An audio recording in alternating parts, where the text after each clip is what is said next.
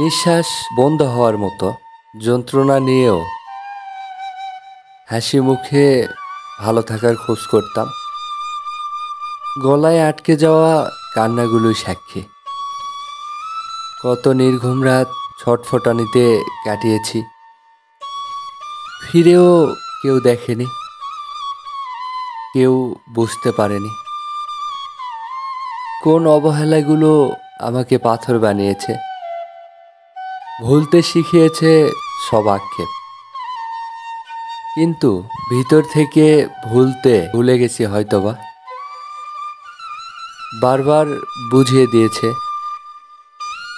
যেখানে আমার অস্তিত্বের অভাব ছিল। আমার হৃৎপিণ্ডের স্থিরত্ব কোথায় করতে চেয়েছিল, সেখানে আমার বুক পাঁজরের অদেখা ভূমিকম্প কাউকে বুঝতে দেয়নি।